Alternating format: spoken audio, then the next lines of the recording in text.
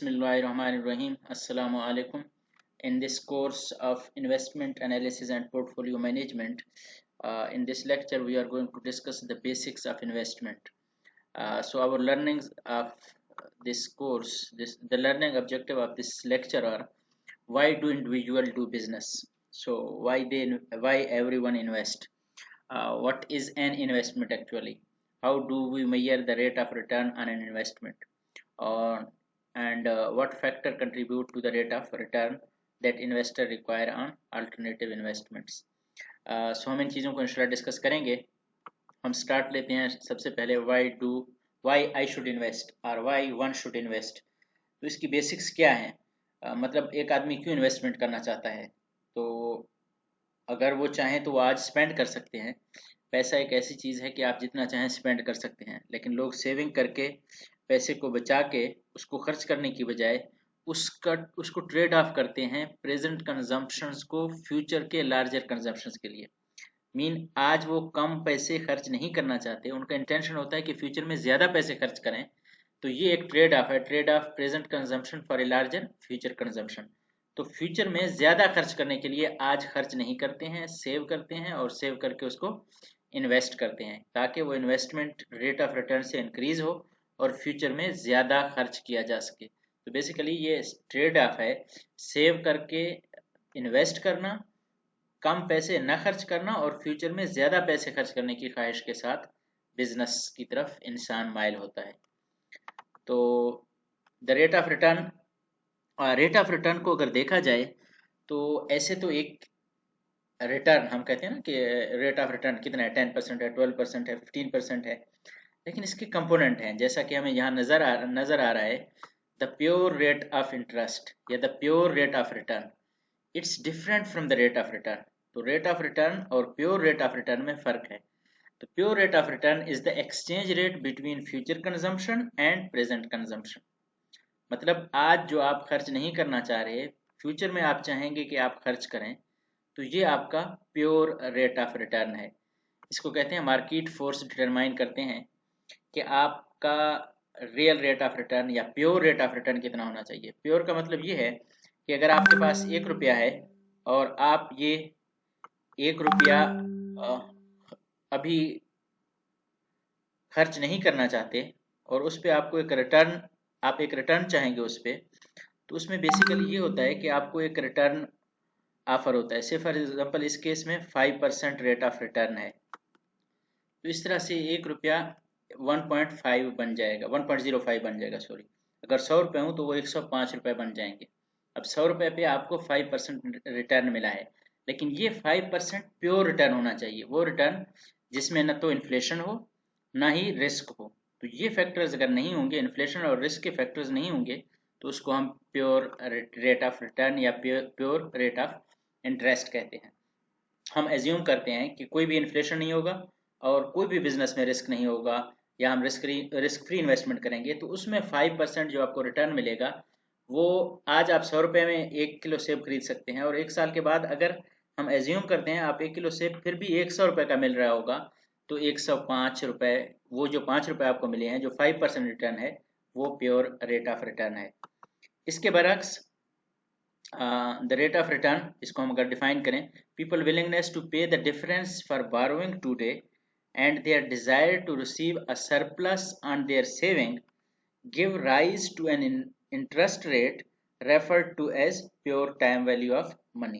तो ये pure time value of money की डेफिनेशन है, जिसमें लोगों की विलिंगनेस कि आप बारोइंग पे जो डिफरेंस पे करने के लिए वो विलिंग हों कि 100 रुपये के बदले में 110 रुपये देना चाहें, और their desire to receive a surplus on their savings, मतलब जो 100 रुपये दे रहा है उसको उस पर जो सरप्लस मिल रहा है वो उस पर खुश हो, और जो बारो कर रहा है वो उसको वो सरप्लस देने के लिए तैयार हो. तो ये दोनों मिलके rate refer to as pure time value of money. तो ये pure time value of money कहलाता है. एक आदमी को 100 रुपये चाहिए, वो 100 रुपये पे 10 रुपये देने के लिए तैयार है, और एक आदमी ने 100 रुपये सेव किए हैं, वो अपने 100 रुपये 10 रुपये के लिए देने के लिए तैयार है कि उसको 100 की बजाय 110 मिलेंगे. तो ये जो 10% है ये pure time value of money है. इसमें न तो इन्फ्लेशन है और ना ही रिस्क का कंपोनेंट है. लेकिन if the future payment will be diminished in value because of inflation, then investor will demand an interest rate higher than the pure time value of money to also cover the expected inflation rate.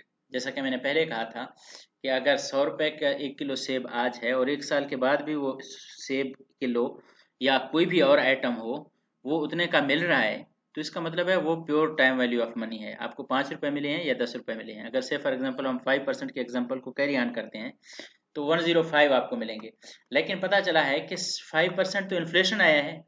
अब अगर 5% inflation आया है तो 100 रुपए के बदले में जो आपको 105 रुपए मिलेंगे, तो वो वही चीज आप खरीद सकते हैं, आपको कोई pure time value of money नहीं मिला, रियल रिटर्न नहीं मिला है। तो इसलिए आप उस 5% ऑफ इन्फ्लेशन का भी कंपनसेशन चाहेंगे। तो आप चाहेंगे कि आपको 105 के बजाय 110 मिले, जो आप 5 रुपए है वो आपको एक्स्ट्रा कम अज कम दोबारा से मिलने चाहिए। तो इन्फ्लेशन का कंपनसेशन भी आदमी रेट ऑफ रिटर्न में चाहता है। इसी तरह जैसे कि इन्फ्लेशन एडिशन आता है तो आप इन्फ्लेशन चाहेंगे, इन्फ्लेशन का कंपनसेशन या इन्फ्लेशन के लिए प्रीमियम चाहेंगे। तो इसी तरह बिजनेस में रिस्क भी होता है। If future payment from the investment is not certain, the investor will demand an interest rate, जबकि सर्टेन नहीं होगा, अनसर्टेन होगा तो उसमें रिस्क होगा। तो an interest rate that exceed the pure time value of money plus the inflation rate to provide a risk premium to cover the investment risk. तो inflation rate, inflation के लिए प्रीमियम और फिर रिस्क प्रीमियम, ये दो factor हर investor चाहेगा कि उसको इनका कंपनसेशन भी मिले। वो जो इन्फ्लेशन होगा उसका कंपनसेशन और वो जो रिस्क लेना चाहेंगे और उसका कंपनसेशन, तो ये दोनों कंपनसेशन चाहेंगे प्लस रियल रिटर्न। तो बेसिकली 3 फैक्टर हो रहे हैं अगर हम इनको देखें। तो इन्वेस्टमेंट की डेफिनेशन में भी हम इन 3 फैक्टर को देख सकते हैं।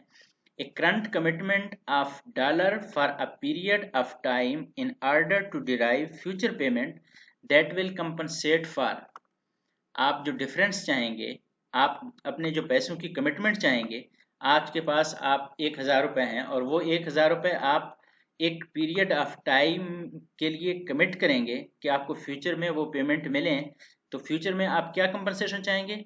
The time of the funds are committed, उस टाइम के लिए, से फॉर एग्जांपल आप 1 साल के लिए जब अगर पेमेंट्स आप डिले कर रहे हैं, आप अपने स्पेंडिंग नहीं कर रहे, आप अपने स्पेंडिंग को ट्रेड ऑफ कर रहे हैं 1 साल बाद के लिए, तो आप उसकी कंपनसेशन चाहेंगे। और दूसरी बात, इस साल के दौरान अगर इन्फ्लेशन एक्सपेक्टेड हुआ तो उस रेट ऑफ इन्फ्लेशन भी आप उसका कवरेज भी चाहेंगे, उसके लिए भी प्रीमियम चाहेंगे। और तीसरी बात, अगर वो बिजनेस रिस्की है और अनसर्टेन ट्रांजैक्शन है उसमें, तो uncertainty of future flow of fund, तो उसकी भी कंपनसेशन आप चाहेंगे। तो ये 3 फैक्टर हैं, ये 3 कंपोनेंट हैं इन्वेस्टमेंट के। अब इसकी बेस पे अगर हम चाहें हिस्टोरिकल रेट ऑफ रिटर्न को कैलकुलेट करना, कि हिस्टोरिकल रेट ऑफ रिटर्न कैसे कैलकुलेट होता है, तो हिस्टोरिकल रेट ऑफ रिटर्न में एक कंसेप्ट है जिसको हम कहते हैं holding period return. Holding period return का मतलब ये है कि आपने 1 साल में होल्ड किया, 2 साल होल्ड किया, 3 साल होल्ड किया, without the concept of number of years कि आप होल्डिंग पीरियड में आपका रिटर्न कितना है। तो होल्डिंग पीरियड रिटर्न को हम HPR कहते हैं, holding period return. Ending value of investment mean selling value of investment और beginning value of investment mean buying value of investment. Purchase करना और सेल करने के दरमियान जो डिफरेंस है, तो आपने 200 में खरीदा और 220 में बेचा, तो 220 divided by 200 is equal to 1.10। ये HPR है, ये HPR है। मीन आपको 1 रुपए के बदले में 0.1 रुपीज सॉरी आपको रिटर्न मिल रहा है। तो अगर हम इसको फर्दर देखें तो इसको क्लैरिफाई करना आसान हो जाएगा होल्डिंग पीरियड यील्ड के जरिए से। होल्डिंग पीरियड रिटर्न का मतलब सिर्फ वो 1.1 का आएगा, इसका मतलब है कि 1 रुपए पे आपको 0.1 रुपया बचा है। लेकिन होल्डिंग पीरियड यील्ड जो है वो आपको परसेंटेज में बताता है। यील्ड मीन रिटर्न, यील्ड का मतलब रिटर्न है जो कि परसेंटेज में हमेशा होता है। तो holding period yield is equal to HPR, जो कि होल्डिंग पीरियड रिटर्न है, -1। तो 1.1 बेसिकली ये ऐसे होना चाहिए कि यहाँ से ये स्टार्ट होता है, तो ये होल्डिंग पीरियड रिटर्न है बेसिकली 1.10 होल्डिंग पीरियड रिटर्न है। और इसको अगर हम इस तरह से करें तो ये जरा मुनासिब लगेगा।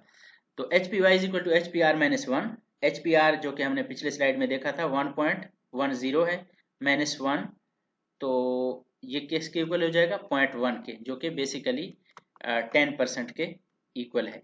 तो 10% का मतलब ये होल्डिंग पीरियड यील्ड है, होल्डिंग पीरियड रिटर्न, इस दौरान हमें 10% रिटर्न हुआ। अब आप कह सकते हैं कि 1 रुपए पे 10 पैसे बचे हैं, या 100 रुपए पे 10 रुपए बचे हैं, 1000 रुपए पे 100 रुपए बचे हैं। तो इन सबको कैलकुलेट करने के लिए 10% को हम इजीली यूज कर सकते हैं। होल्डिंग पीरियड यील्ड जो है वो हमारा 10% है इस केस में।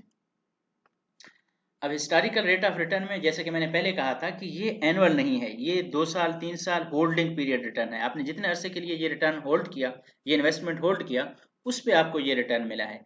लेकिन एनुअल होल्डिंग पीरियड रिटर्न कैसे फाइंड करते हैं? Annual HPR. हम क्या फाइंड करते हैं? Annual HPR. तो annual HPR is equal to HPR power 1/n। n का मतलब है number of year investment is held, आपने इतने सालों में इन्वेस्टमेंट रखा है। तो एनुअल होल्डिंग पीरियड यील्ड क्या है? Annual holding period yield is equal to again annual HPR minus 1। हम एनुअल एचपीवाई कैलकुलेट नहीं करेंगे, हम सिर्फ एनुअल एचपीआर फाइंड करेंगे। और annual HPR is equal to HPR power 1/n। और जब हमें एनुअल एचपीवाई फाइंड करना होगा तो एनुअल एचपीआर माइनस 1 कर देते हैं सिंपली। तो इसकी कोई इस तरह से अगर हम एग्जाम्पल तो नहीं देख रहे इस लेक्चर में, नेक्स्ट लेक्चर में हम कोशिश करेंगे इसमें एग्जाम्पल भी शामिल करेंगे। और बिल्कुल सिंपल सा है, इसमें कोई इस तरह की कन्फ्यूजन है नहीं। लेकिन हिस्टोरिकल रेट ऑफ रिटर्न में हम एवरेज भी फाइंड करते हैं, अरिथमेटिक मीन, जो कि एचपीवाई, समेशन एचपीवाई, मतलब कि जितने भी होल्डिंग पीरियड यील्ड होंगे उनको ऐड करेंगे और डिवाइड करेंगे उसको एन पे, जितने भी नंबर ऑफ रिटर्न होंगे, where summation HPY is equal to sum of annual holding period yields. तो समेशन, इसका मतलब समेशन इस साइन को हम कहते हैं, और एचपीवाई मतलब एचपीवाई को हम ऐड करेंगे। 4 एचपीवाई हैं तो 4 पे डिवाइड करेंगे, 5 एचपीवाई हैं तो 5 पे डिवाइड करेंगे। तो इस तरह से हम अरिथमेटिक मीन फाइंड आउट कर सकते हैं। और अरिथमेटिक मीन जिस तरह एवरेज है उसी तरह एक और एवरेज है, ज्योमेट्रिक मीन है। ज्योमेट्रिक मीन में हम मल्टीप्लाई करते हैं एचपीआर को और उनकी पावर लेते हैं 1/n माइनस 1। तो ये प्रोडक्ट, इसको इस सिंबल को हम कहते हैं the product of annual holding period return as follows HPR1 into HPR2 into HPR3 into HPR4 into HPR5। तो इस तरह से जितने भी HPR होंगे n तक हम चले जाएंगे उनको मल्टीप्लाई करते हुए, और फिर इनका हम पावर 1/n लेंगे और उसमें से माइनस 1 करेंगे। तो एक्सपेक्टेड रेट ऑफ रिटर्न, इस तरह से हम लिखते हैं एक्सपेक्टेड रिटर्न। किसी भी इन्वेस्टमेंट का जो एक्सपेक्टेड रिटर्न होता है वो होता है summation i is equal to 1 to n, जितने भी आपके इन्वेस्टमेंट होंगे, जितने भी आपके प्रोबेबिलिटी होंगे 1 से n तक, प्रोबेबिलिटी y ऑफ रिटर्न और multiplied by possible return. Probability of return into possible return, P1 R1 plus P2 R2 plus P3 R3 plus up to so on Pn Rn। तो हम इसको अगर summation के साथ लिखेंगे, summation i is equal to 1 to n Pi Ri, मतलब P1 R1 से लेके Pn Rn तक। तो हम सबको मल्टीप्लाई करते हुए और फिर उनको ऐड करेंगे जितने भी इन्वेस्टमेंट होंगे। इसकी भी एग्जांपल हम कोशिश करते हैं कि नेक्स्ट लेक्चर में इंक्लूड कर दें। और determinants of required rate of return हमने पहले भी डिस्कस किया था, लेकिन यहाँ पे हम स्पेसिफिकली इसको डिस्कस करना चाहें कि डिटर्मिनेंट्स कौन कौन से हैं। टाइम वैल्यू ऑफ मनी, वो टाइम जिसके लिए आप अपना पैसा फॉरगो कर रहे हैं, ट्रेड ऑफ कर रहे हैं टाइम के लिए, साल के लिए, 2 साल के लिए, वो टाइम वैल्यू ऑफ मनी है, लेकिन वो pure time value of money होता है। और फिर एक्सपेक्टेड रेट ऑफ इन्फ्लेशन, जितना भी इन्फ्लेशन होगा उस रेट का भी आप कंपनसेशन चाहेंगे। और फिर जितना भी रिस्क इन्वॉल्व होगा आप उसका रिस्क प्रीमियम भी चाहेंगे। तो the real risk-free rate, assume no inflation, assume no uncertainty about future cash flows, influenced by time preference for consumption of income and investment opportunities in the economy। आपके preferences पे depend कर रहा होता है कि आप आज खर्च नहीं करना चाहेंगे, 1 साल के बाद खर्च करना चाहेंगे। तो ये real risk free rate of return है, जो कि हम पहले भी डिस्कस कर चुके हैं। अब रियल और इन्फ्लेशन की जो एडजस्टिंग होती है वो किस तरह से होती है?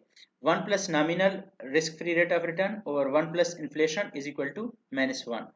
बेसिकली अगर हम ये देखें, real risk free RFR plus 1 is equal to 1 plus nominal risk free rate of return over 1 plus inflation. अगले स्लाइड में हम इसको डिटेल में डिस्कस करेंगे, लेकिन हम real risk free rate of return इस फार्मूले के जरिए से फाइंड आउट कर सकते हैं। हम एक मेजर और इक्वेशन डिस्कस करेंगे जिसके जरिए से हम nominal risk free rate of return, rate of inflation या risk free rate of return जो भी हो वो दो गिवन हो हम तीसरा फाइंड आउट कर सकते हैं। लेकिन nominal risk free rate of return है डिपेंड करता है किस किस पे, condition in the capital market, expected rate of inflation. ये रियल से अगला है, पहले real risk free rate of return था, अब nominal risk free rate of return. Nominal risk free rate of return में क्या ऐड हुआ है, इन्फ्लेशन ऐड हुआ है। तो real risk free rate of return just एक फैक्टर होता है, कंडीशन इन कैपिटल मार्केट। जो nominal risk free rate of return है उसमें दो फैक्टर हो जाते हैं, कंडीशन इन कैपिटल मार्केट और एक्सपेक्टेड रेट ऑफ इन्फ्लेशन। और जो रिक्वायर्ड रेट ऑफ रिटर्न है तो उसमें हम तीसरा फैक्टर भी ऐड करते हैं रिस्क का, तो वो रिक्वायर्ड रेट ऑफ रिटर्न बन जाता है। लेकिन एडजस्टिंग फॉर इन्फ्लेशन के लिए फार्मूला क्या हो जाएगा, 1 plus real into 1 plus inflation minus 1। Basically 1 plus nominal is equal to 1 plus real into 1 plus inflation होता है। तो इस फार्मूले के जरिए से हम कोई भी इक्वेशन फाइंड आउट कर सकते हैं।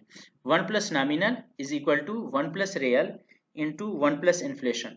अगर मैं इसको यहाँ से कॉपी करके इसको थोड़ा फर्दर एक्सप्लेन कर दें तो मेरे ख्याल से ये थोड़ा सा और क्लियर हो जाएगा।